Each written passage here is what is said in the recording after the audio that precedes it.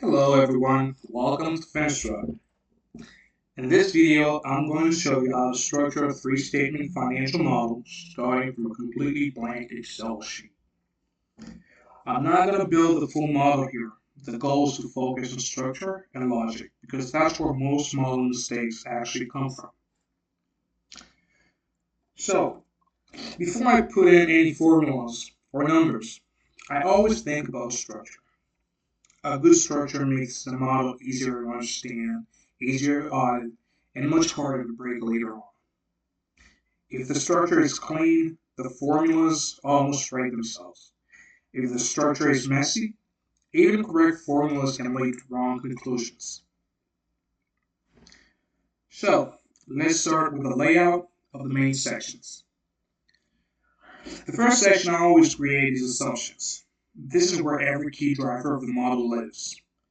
The reason I separate assumptions from calculations is so that someone can understand the model without digging through formulas. Let's try building the assumptions tab.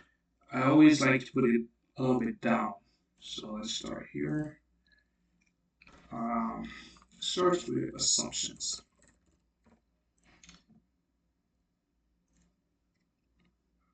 So we're going to have different assumptions for each of the financial models. So with the income statement assumptions, let's start with key drivers. Let's just start with key drivers. So with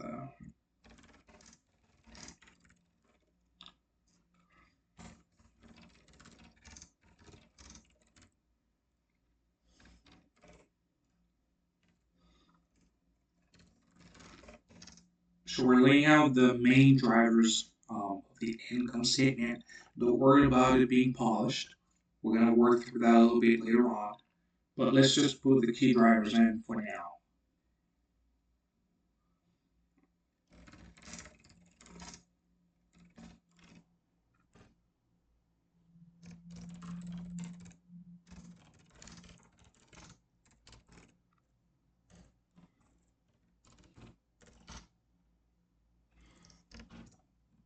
Got R&D, which is going to be a percentage of net sales. And we have SG&A that we should also have as a percentage of net sales. Interest.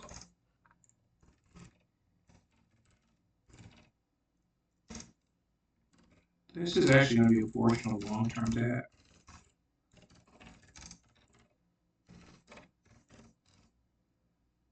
And of course, we have the tax rate.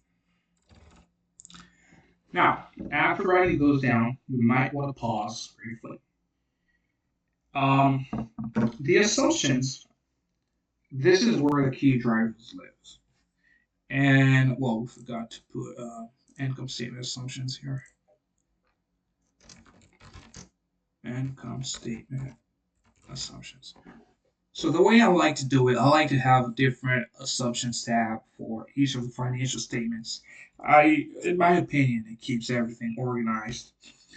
But above each of the assumptions, we're going to have the main financial statements. Um, so that's where we lay out the three core financial statements. That'll be the income statement, the balance sheet, and the cash flow statement. I always keep them in this order because cash flow is derived from both the income statement and the balance sheet. Since we only have our income statements assumptions here, I think it would make sense to build the other three assumption tabs.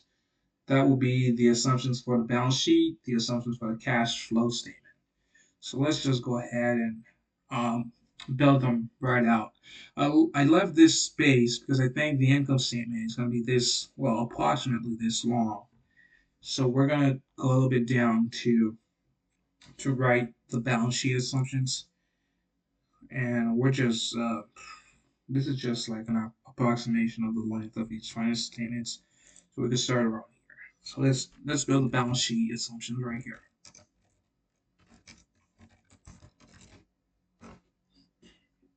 So what are the main key drivers of the balance sheet? So we can start with account receivable.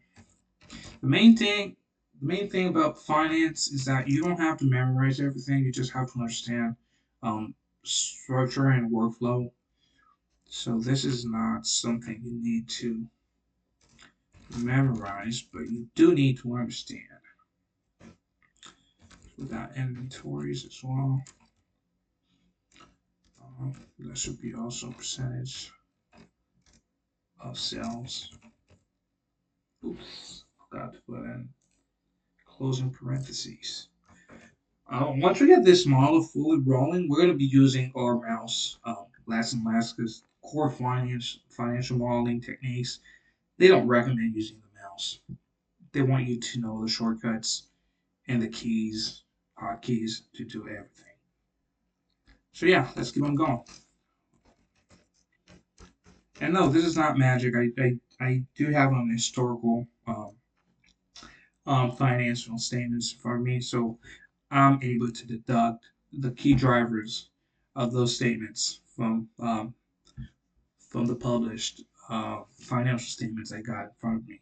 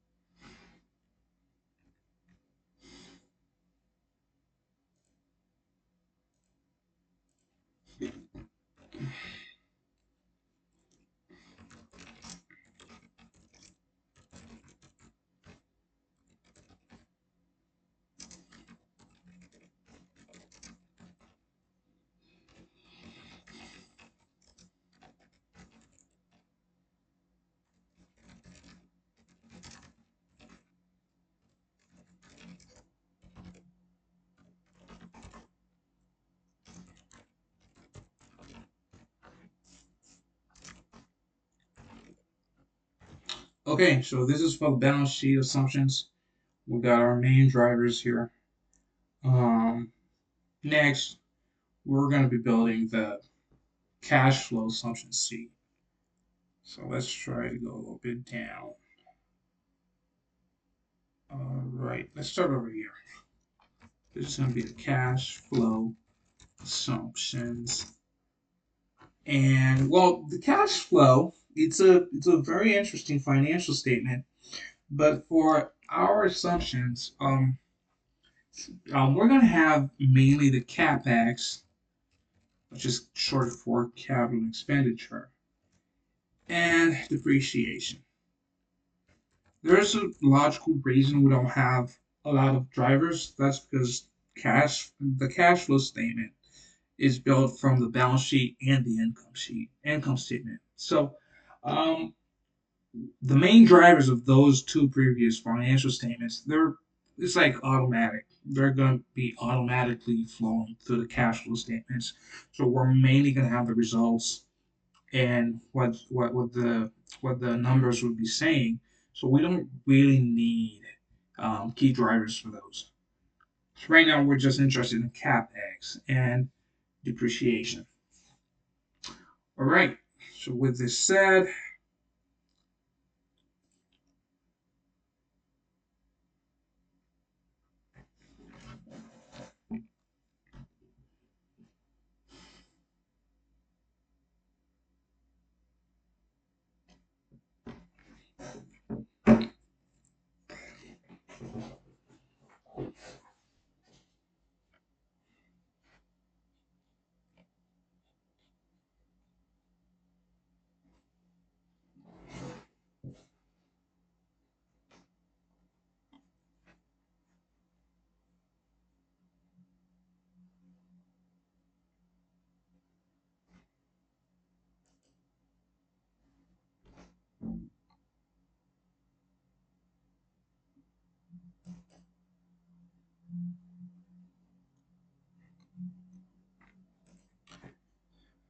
okay. So